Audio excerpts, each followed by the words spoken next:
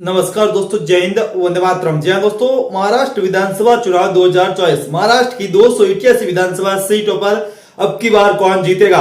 महाराष्ट्र की दोस्तों 288 विधानसभा सीटों का सबसे सटीक ओपिनियन पोल लेकर आज हम आपके साथ हाजिर हो चुके हैं। महाराष्ट्र के विधानसभा चुनावी तारीखों का ऐलान और भाजपा उम्मीदवारों की लिस्ट जारी होने के बाद और अब दोस्तों एकनाथ शिंदे, अजित पवार की पार्टियों के भी उम्मीदवारों की लिस्ट जारी होने के बाद आया सबसे सटीक ओपिनियन पोल। महाराष्ट्र में 288 विधानसभा सीटों के लिए 20 नवंबर को विधानसभा चुनाव होने जा रहे हैं। एक चरण में होने वाले विधानसभा चुनाव में इस बार कांटे की टक्कर बताई जा रही है। सीधे तौर पर टक्कर भाजपा का एनडीए दल और इंडिया अलायंस के तहत महाविकास अघाड़ी, जिसमें कांग्रेस पार्टी, शिवसेना जो उद्धव ठाकरे की शिवसेना है, अजित पर शरद पवार की एनसीपी यहाँ पर मिलकर चुनाव लड़ी है। जबकि अगर भाजपा की बात करें तो भाजपा गठबंधन में भारतीय जनता पार्टी, यहाँ पर दोस्तों एनसीपी, जी हाँ दोस्तों, अजित पवार की एनसीपी और एकनाथ शिंदे की शिवसेना।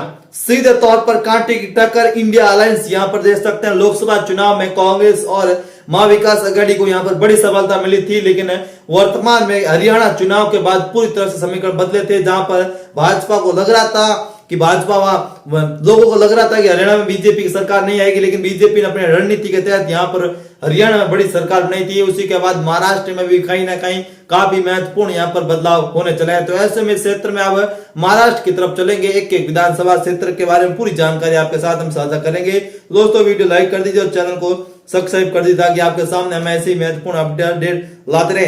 अकुला विधानसभा क्षेत्र की बात करें तो सीट पर भारतीय जनता पार्टी चुनाव जीत सकती है। जबकि सारदा विधानसभा सीट की अगर बात करें तो पिछली बार इस सीट पर भारतीय जनता पार्टी चुनाव जीतने में कामयाब हुई थी और वर्तमान में यहाँ पर एनडीए गठबंधन स्थिति काफी मजबूत दिखाई दे रही है। सीट पर एनडीए गठबंधन को बड़ी सफलता मिल सकती है। नांदुवारा विधानसभा क्षेत्र की बात करें तो यहाँ पर भारतीय जनता पार्टी को बड़ी सफलता मिल रही है। यहाँ पर भाजपा चुनाव में बड़ी बढ़त ले सकती है। नवापुरा विधानसभा क्षेत्र की बात करें तो यहाँ पर कांग्रेस पार्टी को बड़ी सफलता मिलती हुई नजर आ रही है। कांग्रेस इस क्षेत्र में काफी मजबूत दिखाई दे रही है।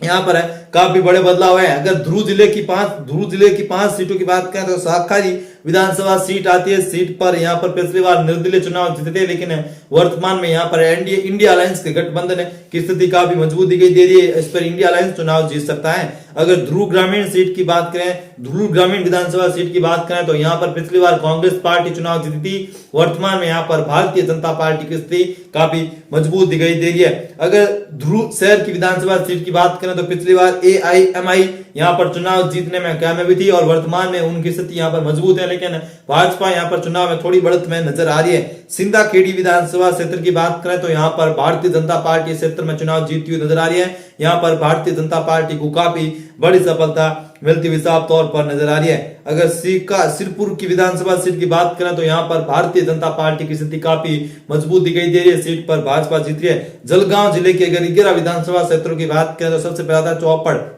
चौपड़ा विधानसभा सीट की अगर बात करें तो यहाँ पर शिवसेना जो शिंदे गुट की है वो इस सीट पर यहाँ पर कब्जा जमा सकती है। जबकि रेवाड़ा विधानसभा क्षेत्र पर कांग्रेस या फिर महाविकास अघाड़ी की सरकार यहाँ पर महाविकास अघाड़ी काफी मजबूत दिखाई दे रही है। अगर जलगांव शहर की अगर बात करें तो जलगांव शहर में यहाँ पर भारतीय जनता पार्टी की स्थिति काफी मजबूत दिखाई दे रही है। जलगांव शहर पर भारतीय जनता पार्टी चुनाव जीतने में कामयाब हो रही है। हुरसला विधानसभा क्षेत्र की बात करें तो यहाँ पर भारतीय जनता पार्टी की स्थिति काफी मजबूत दिखाई दे रही है। इस सीट पर भारतीय जनता पार्टी चुनाव जीतने में कामयाब हो सकती है। जलगांव की तरफ चले तो जलगांव शहर की अगर बात करें तो यहाँ पर भारतीय जनता पार्टी की स्थिति काफी मजबूत दिखाई दे रही है। इस सीट पर भारतीय जनता पार्टी चुनाव जीतने में कामयाब हो सकती है। अगर बात करेंगे जलगांव ग्रामीण विधानसभा सीट की तो यहाँ पर एनसीपी के अजित पवार गुट काफी मजबूत दिखाई दे रहा है। इस सीट पर एनसीपी के अजित पवार यहाँ पर चुनाव जीतते हुए दिखाई दे रहे हैं। अनमेला विधानसभा क्षेत्र की बात करें तो एनसीपी के अजित पवार यहाँ पर काफी बड़े और कांटे की टक्कर हमें देखने को मिल रही है। एंटीला विधानसभा क्षेत्र की बात करें तो शिवसेना के शिंदे गुट की स्थिति यहाँ पर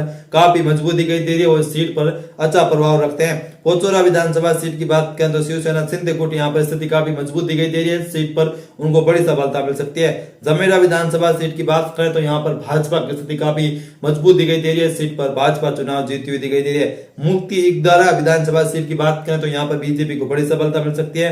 मणिपुर विधानसभा क्षेत्र की बात करें तो यहाँ पर कांग्रेस पार्टी की स्थिति काफी मजबूत दिखाई दे रही है। बुलढाना विधानसभा सीट पर कांग्रेस स्थिति काफी मजबूत दिखाई दे रही है। यहाँ पर कांग्रेस पार्टी चुनाव जीतती हुई दिखाई दे रही है। सिंधा खेड़ी राजा विधानसभा सीट की तरफ चलें तो यहाँ पर इस बार कांग्रेस पार्टी नहीं बल्कि भारतीय जनता पार्टी या फिर एनडीए गठबंधन इस सीट पर चुनाव जीता हुआ दिखाई दे रहा है। मैकर विधानसभा सीट की बात करें तो शिवसेना सिंध गुट यहाँ पर काफी मजबूत दिखाई दे रहा है। खामागांव विधानसभा सीट की बात करें तो भारतीय जनता पार्टी की स्थिति इस सीट पर काफी अच्छी दिखाई दे रही है। जलगांव जमोदा की बात करें तो भाजपा यहाँ पर चुनाव जीती हुई नजर आ रही है। सीट पर भाजपा की स्थिति काफी मजबूत दिखाई दे रही है। दोस्तों ये संभावित ओपिनियन पोल है। इस ओपिनियन पोल के माध्यम से हम जानने की कोशिश करें कि किस सीट पर कौन जीत रहा है। तो आप कमेंट करके अपने विधानसभा क्षेत्र का नाम हमें जरूर बताएं। ओखला जिले की 5 विधानसभा सीटों की बात करें तो ओराकोटा विधानसभा एक सीट आती है। इस सीट पर भारतीय जनता पार्टी चुनाव जीतने में कामयाब हो रही है। बालापुर विधानसभा सीट की अगर बात करें तो शिवसेना उद्धव ठाकरे की स्थिति इस सीट पर अच्छी दिखाई दे रही है। ओखला पश्चिम की तरफ चले तो यहाँ पर भाजपा यहाँ पर काफी मजबूत दिखाई दे रही है। भाजपा यहाँ पर काफी बड़ी है और यहाँ पर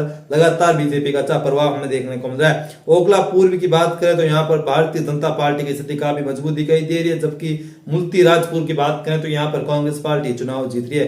वासिमी की बात करें जिले के 3 सीटें आती है। रोडा सीट की अगर बात करें तो यहाँ पर कांग्रेस पार्टी की स्थिति काफी मजबूत दिखाई दे रही है। कासरागंज की बात करें तो यहाँ पर कांग्रेस पार्टी चुनाव में काफी मजबूत दिखाई दे रही है।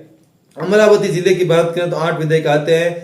थामगांव रेलवा की बात करें तो यहाँ पर बीजेपी जीत रही है। बाडा नीरज से भारतीय जनता पार्टी चुनाव जीती हुई दिखाई दे रही है। जबकि अगर बात करेंगे अमरावती से तो यहाँ पर इस बार दोस्तों इंडिया अलायंस नहीं बल्कि एनडीए गठबंधन इस सीट पर काफी मजबूत दिखाई दे रहा है। उनको यहाँ पर बड़ी सफलता मिलती हुई साफ तौर पर नजर है। तिरवासा की बात करें तो यहाँ पर भारतीय जनता पार्टी की स्थिति काफी मजबूत दिखाई दे रही है। इस सीट पर बीजेपी काफी मजबूत दिखाई दे रही है। दयापुर की बात करें तो यहाँ पर दोस्तों कांग्रेस पार्टी की स्थिति काफी मजबूत दिखाई दे रही है। लोकसभा चुनाव में भी कांग्रेस को यहाँ पर बड़ी सफलता मिली थी और यहाँ पर कांग्रेस जीत रही है। मेलाघाट विधानसभा सीट की बात करें तो यहाँ पर प्रज्ञा जन पार्टी चुनाव पिछली बार जीती थी, लेकिन इस बार यहाँ पर भाजपा की स्थिति मजबूत दिखाई दे रही है। अचलपुर में भी भारतीय जनता पार्टी का भी मजबूत दिखाई दे रही है। जबकि अगर हम बात करेंगे वाद जिले की 4 सीटों की बात करें तो अभी विधानसभा सीट पर इस बार भारतीय जनता पार्टी चुनाव जीतने में कामयाब हो सकती है। जबकि देवलिया से कांग्रेस पार्टी की स्थिति काफी मजबूत दिखाई दे रही है। सीट पर कांग्रेस को बड़ी सफलता मिल सकती है।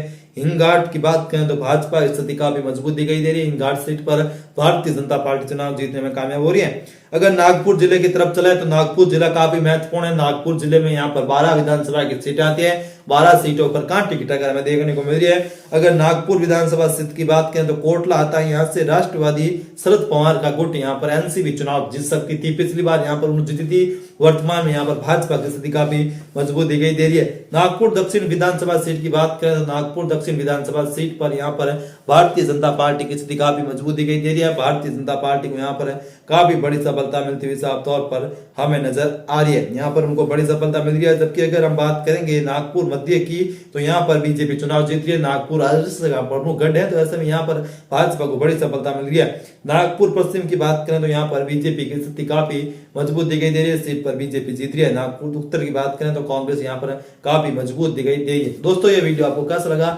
कमेंट करके जरूर बताएं। फिर मिलेंगे नए और फ्रेश वीडियो के साथ, तब तक के लिए जय हिंद, वंदे मातरम।